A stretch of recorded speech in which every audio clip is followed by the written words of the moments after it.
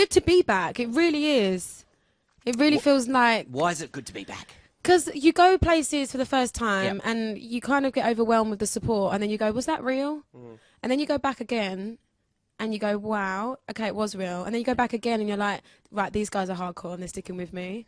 So I feel like this time round, I just feel like it's ride or die now. Like, the Australian fans are just really, really into the music that I'm making, and they're really supportive. It's really nice. I mean, obviously, longevity in this day and age is really important, isn't it? It's Oh. harder than ever, I think. I think it's easy to go with what's hot at that time instead of being somebody that makes a body of art that sticks the test of time, you know. And those are the people that I look to, like the Michael Jacksons, the Whitney Houstons, the Aretha Franklins, that, you know, rolled with the adaptation of the industry, and that's what I'm trying to do, I suppose. Who's just knocked your socks off? I met Pharrell recently, and he's really, really interesting guy. He's an Aries, so like once I got to know him, I really understood him. Who else have I met? I actually met someone. I can't remember his name though. That's awkward, isn't it? And he's an actor. John Travolta. And he's like really famous, but I thought he worked at my record label because I recognised him.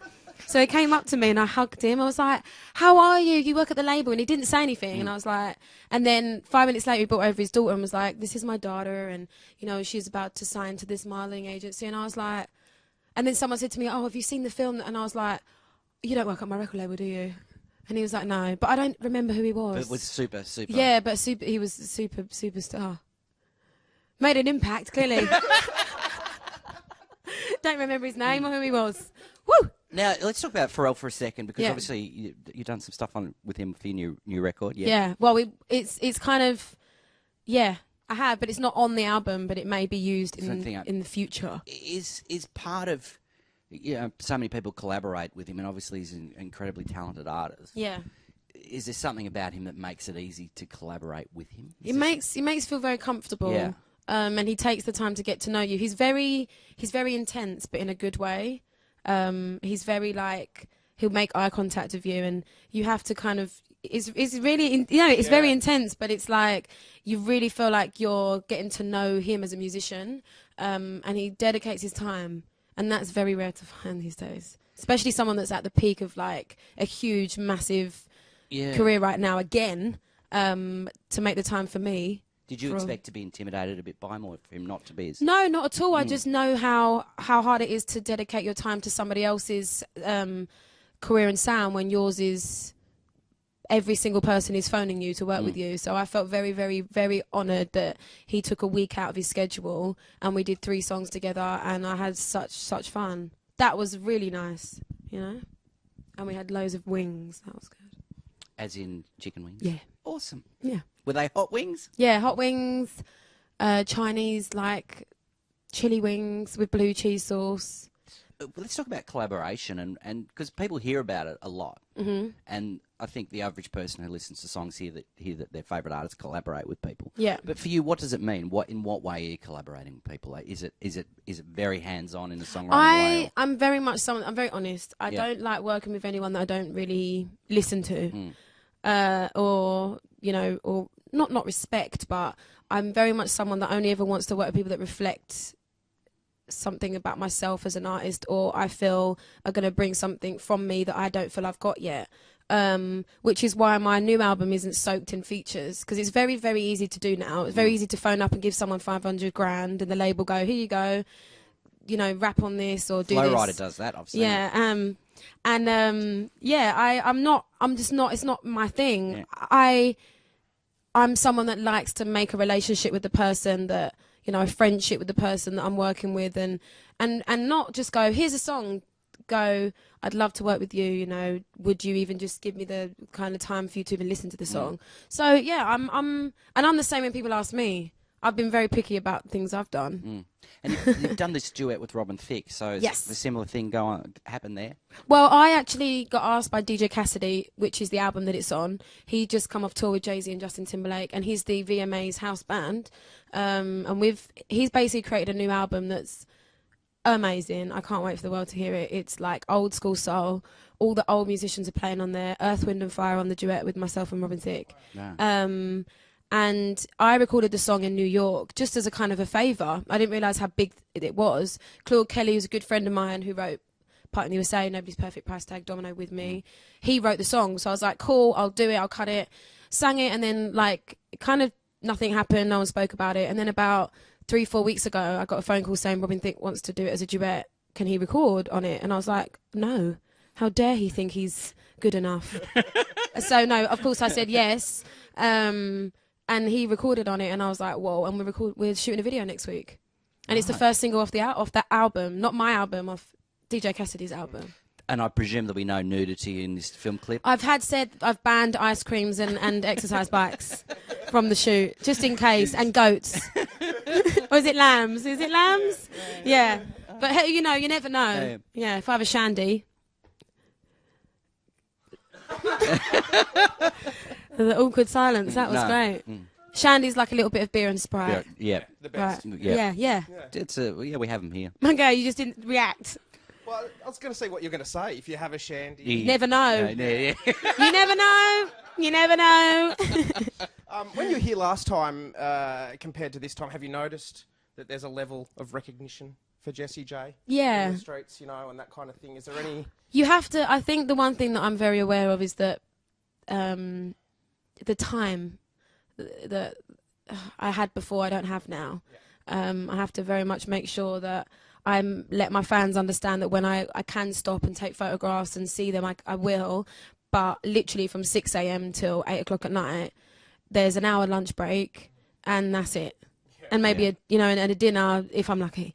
So it's like that's the one thing that I realised the most is that I'm not as free as I used to be able to be. You know, it's more so very. It's hardcore. Yeah. You're only there for a week, and you've got all this stuff to do, and you have to get it done. Do you think you need to be on Twitter these days to be an artist? No, I don't. My label do. Yeah. I've had my breaks with Twitter, and I've put myself first with that. I had to admit to myself that there were moments where there were things that I didn't want to read, and if I don't want to read them, I don't want to be on it. And there were moments where I have admitted to my fans that maybe someone from my management team or a friend of mine will tweet instead of me because I don't want to read that people don't want me to be on the earth anymore. Yeah. You know, it's not anything you want to read. So I do take my moments where I go, I'm going to have a break from this. But again, it's a great tool that it's the only place where you can go to get facts from me around the world. Yeah. So I make sure that everything that's important for my fans to know is on there. But I don't read my feed much anymore. What about, this sort of when reviews for your work? Do you take... I like to read reviews. Yeah. I don't take them in as facts because one person's opinion isn't, the epitome of life. It's not the definity of my work. But I'm very, very interested to see what people think because they notice things that I may not have noticed. I've listened to this album, 70 times in the last month. So I'm not hearing things that other people may notice. So that's always important for me to always try and better myself. But listen to the right people. Well, I remember seeing that this is that Coldplay documentary, and in it, they're selling all these records and they're selling out all these theatres. But the one thing that comes through, or stadiums, is that they're worried about the people who don't like them, which seems absurd to the outsider who thinks, well, to a fan, why does it matter if you're a fan of a band? Do you know what? It sounds weird, but put it this way. I always think of it like this: that okay, if you're a teacher at a school, and there's 30 teachers in the, what's it called? The teacher's room. What's it called? Staff room. Yeah. The staff room. And there's one teacher that hates you. That's going to play on your mind. Any normal person wouldn't just be able to go, all these people like me, but there's that one person that's giving me evils, that's not giving me a biscuit. It's a normal human thing to want to be liked by people that you don't know why they don't like you. Yeah. But I've realised that I can't keep everybody happy, and that if everyone was the same, then everyone would agree with the way I live my life, but they're not. And that's something you have to accept. And they're successful, so they should just enjoy the people that are supporting them. Yeah. Always, yeah. Yeah, but obviously for them and for lots of other people, hard to do. I mean, my favourite thing is like festivals when I'm supporting, like, for example, last week I did V Festival in the UK and I supported The Script and Beyonce. And I went out and I was like, okay, you're clearly not a fan of me. Right at the front, you know, and they're just standing there like, can you get off? We want the script to come on. And for me, that's the best challenge, is when I'm trying to win them over. And that's not me going, I don't not so much care if you, by the end, you're not cheering, but I love the test, the challenge of seeing them go, oh, okay, I don't actually mind this, you know, because what you see as a fan when you're just watching the videos and the stuff on websites, and it can be very edited and very much formulated and it's the things that people, when they make the time for you. And that's why I try and use my Instagram and my Twitter for people to get to know me, that isn't just the cookie cutter artist thing that you have to do to promote an album. Does that make sense? Yeah. Is it true that back to, you know, opening up, when you supported Chris Brown, that yes, you were on stage opening for Chris Brown, crowd started booing? Yeah. And you Most moved nights. Straight back at yes. them. Oh. Yeah, no, I mean, I was, 17, 18. He booked me off YouTube. So I had an agent, and that was it. I didn't have management or anything.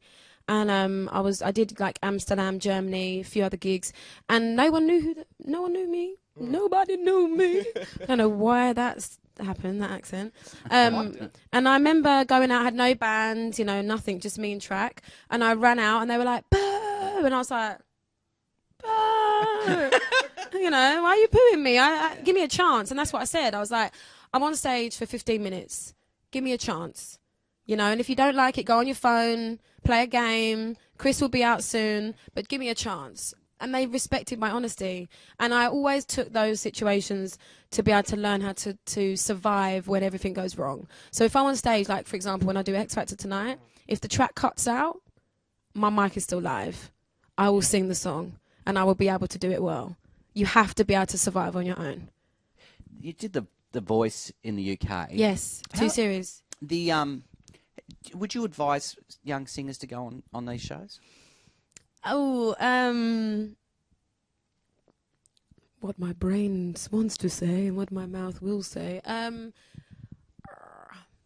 It depends who they have around them. I feel that young people should be young. Yeah. Only now in my life do I feel like I'm not running in the dark. I loved what I was doing when I was 17, 18 without the world watching me do it, you know, and I think it's really hard to stay grounded when your childhood was filled with fame.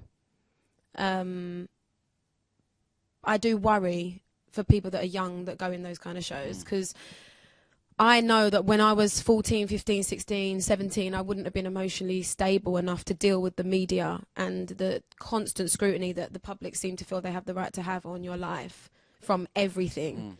You know, so I feel like now I can deal with it, and I'm nearly 26. So are you in control of things now? I've always been in control, but maybe not so much that was actually playing a part. You always feel like you're in control, but it may not be doing anything. Yeah. Whereas now I feel like everything I'm doing it second or third time, and every time more people are watching, so I feel like I'm in control of that. Yeah, but I'm mature. You know, I've lived a good amount of my life where I feel like I've learned a lot. And people go, "Oh, you're not old," but I'm not saying I'm old. I'm just saying that I'm 25, and I feel like I'm not a little kid. You know, I know what my morals are, my values are, and when you don't know what they are and you're finding your feet and you're under the influence of people in the industry and fame and media, those things can be tested too much, for sure. Well, it seems like you've got a great grasp on things. Thanks. It's been fabulous to chat to you, and thank you so much for your time. No, pleasure. Can you please move your laptop? Because I'm so scared it's going to fall off and break. Oh, gosh. There we go. And the screen smashes at the end of the interview. Looking forward to seeing you when you next come back to Australia. Yeah, definitely. Fabulous. Thank you.